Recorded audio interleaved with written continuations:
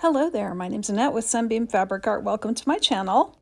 In my last video, Layer Cake number 26, I only used 32 of the 10-inch squares out of this pack, and today I want to show you what I did with the other 10. So here are the 10 layer cakes, and also to the left you see the little triangles. Those were cut off from those snowball star legs on the Layer Cake 26 quilt. Now here's a good place to pause and take a screenshot or write this down. This is the only cutting guide I have. I cut 2 inches off the side, 2 inches off the bottom, cut the remaining 8-inch square into quarters. Then I cut those quarters diagonally to make triangles. So each piece got me 8 triangles, 4 pieces that measured 2 by 4, and 1 little square that measured 2 by 2. If you've been watching my channel, you know that I made a scraps giving quilt in blues, and I made some wonky flying geese. I have enjoyed making subsequent wonky flying geese, not worrying about if the measurements were perfect. So what you see me doing here is I'm taking one triangle and I'm sewing another triangle to the top left, right sides together, and then I'm setting an extra triangle aside so I make sure I have enough for that opposite side. So I'm making just chain piecing these flying geese one side first, then I will break this chain and go back and add that second piece. Then I will put all these little wonky flying geese together. I also decided it would be a little faster if I sorted out my 2 triangles in one stack and my 1 triangle in that right-hand stack before chain piecing.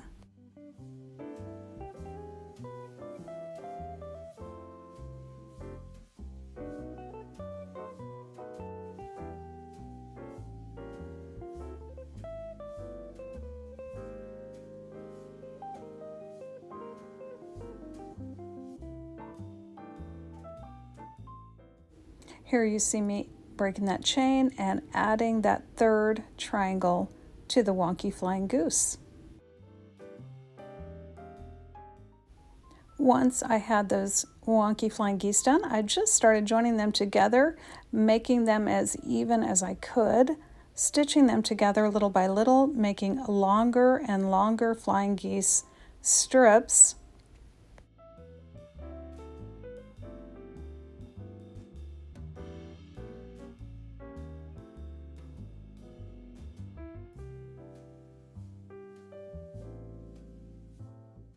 Next, I started stitching those 2-inch squares together. There weren't very many of those. And then I started stitching the 2 by 4-inch pieces, those rectangles, together side by side. Then I would break that chain, go back and join them until I had nice long strips of those rectangles and the 2-inch squares.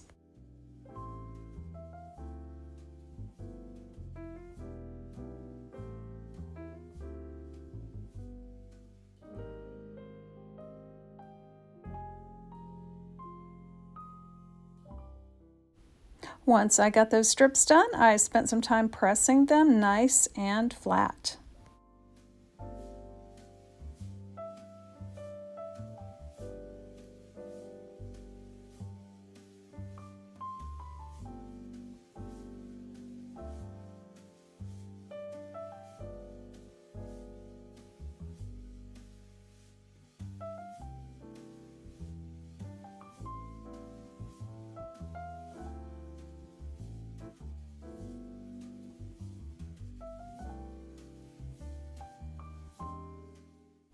Once I had everything pressed nice and flat, I trimmed the sides of my wonky flying geese. I also checked the length of everything.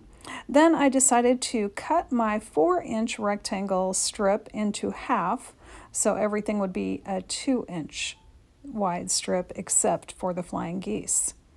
Now I knew I was going to need some white sashing alongside these flying geese to set them off, so I did go ahead and join a bunch of 2.5-inch white strips together.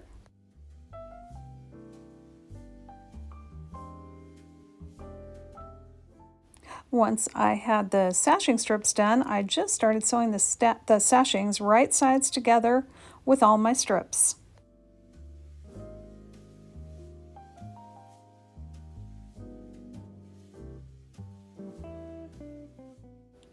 Well, here's a look at what I have so far. Boy, you could just stop right here, make some quilt blocks, cut out some squares, and you'd be good to go with another small quilt. But I am specifically making over this IKEA bag for my son and daughter-in-law at their request, so they handed it off to me, and this is the fabric I'm going to use to cover the outside of this IKEA bag.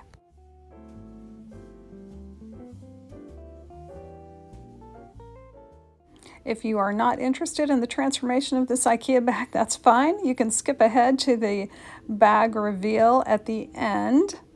But now I'm going to take you through how I transform this bag. These IKEA bags are just so large. I always want to cut mine down to a more normal size. I like to make my bags the way I'm showing you here. What I'm doing is cutting down the side seam of this IKEA bag on both sides. And this is going to allow it to lay flat. Once I cut that and then cut that T shape on the bottom of the bag, this will lie flat and it'll be open and I can see what I'm working with here.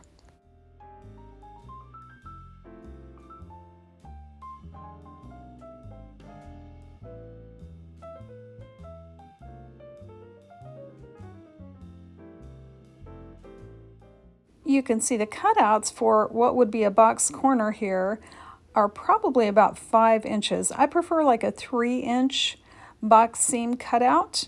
I also prefer a little bit skinnier bag. This is way too wide. I'm going to cut off some of the bottom. I'm going to cut off some of the sides, and then I'm going to make that 3-inch cutout for the box seams. I like to fold the bag into quarters.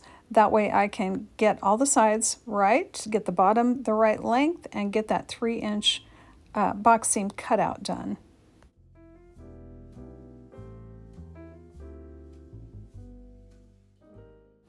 I like the depth of the side of the bag. I like how deep it is. So I'm just measuring over on the bottom 3 inches from the opening and cutting off that excess.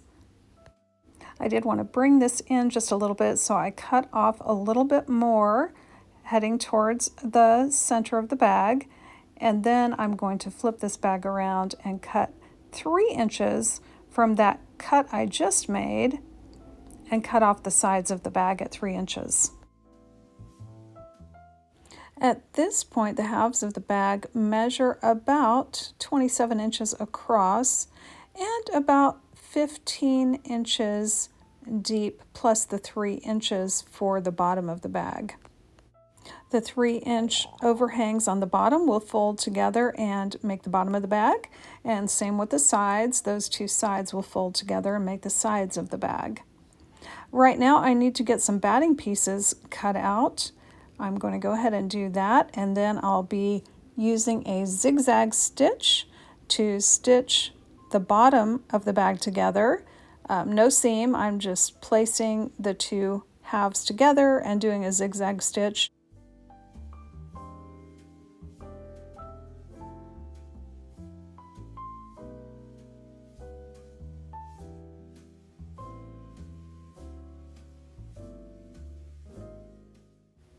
On what will be the outside of the bag, I pinned down some of the batting that I had made, the two rectangles, trimmed away the excess.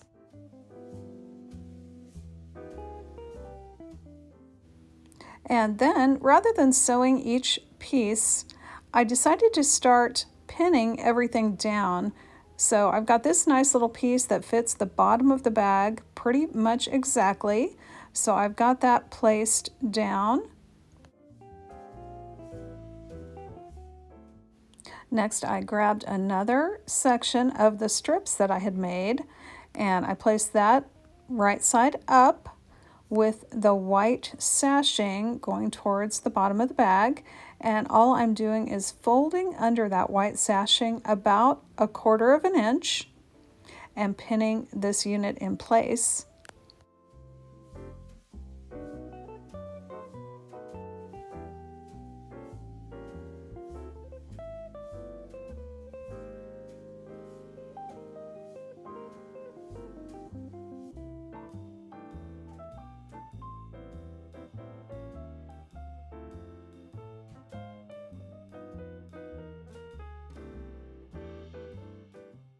On the opposite side of the bag, I turned down that white sashing 1/4 of an inch. Then I took a section of strip cut to size and started pinning that in place as well.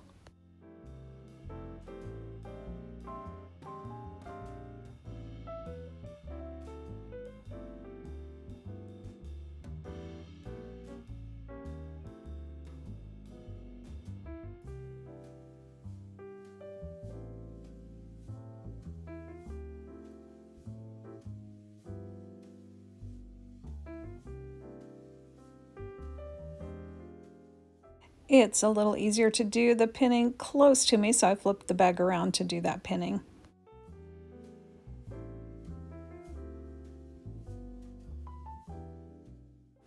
Well, I just had a small section left for the top of the bag. I decided with the remaining piece of fabric strip I had, I was going to have to cut that down to make that work.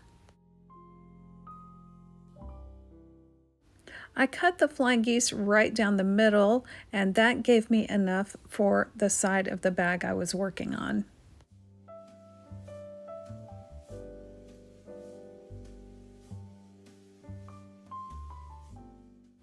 And next I pinned that little strip in place.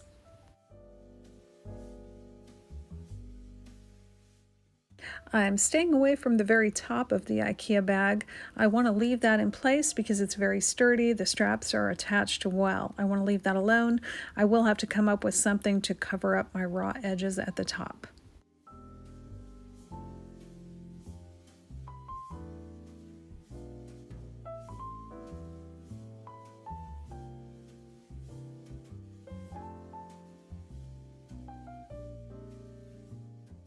For the opposite side of the bag, I cut enough of that strip that I needed and got that pinned into place too.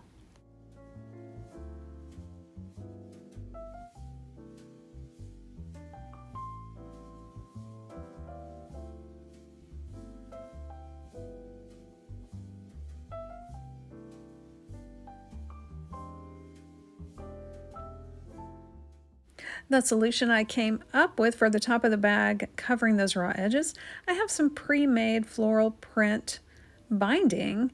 I kind of save my extra binding and use it for things like this or whenever I need some binding. Just pinning the raw side of the opening of the binding to the raw edge of my print fabric, and then I'll be able to just fold that binding up and stitch it down, and that will make a nice finished edge at the top of the bag without having to reconstruct the top of the bag.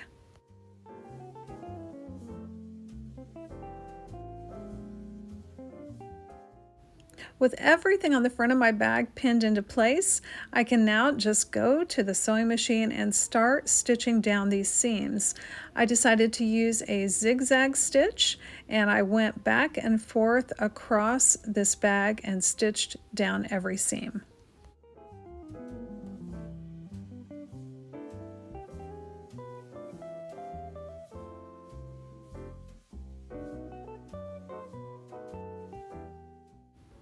With all the stitching done, I trimmed up the sides of the bag. I trimmed those cutouts for my box seams.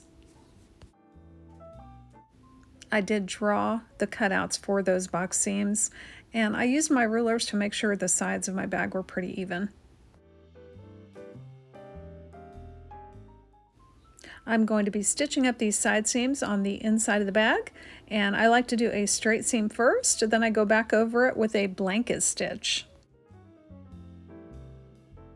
Once those two side seams are done, we'll pop this box seam opening together. We'll get that side seam even with the bottom of the bag. Do that stitching on that seam the same way. A straight stitch first, and then I'll go back over it with a blanket stitch.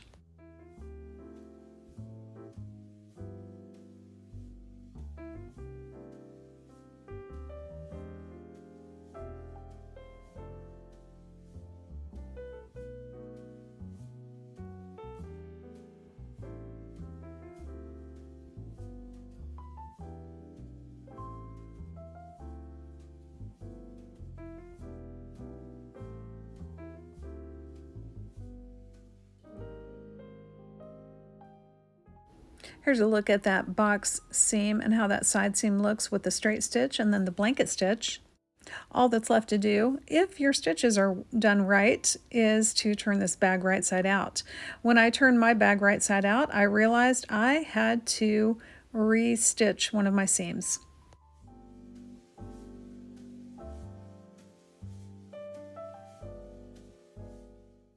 It actually took me 2 passes on that seam to get that fabric tucked in where it should be, but I did it. I got the bag turned right side out.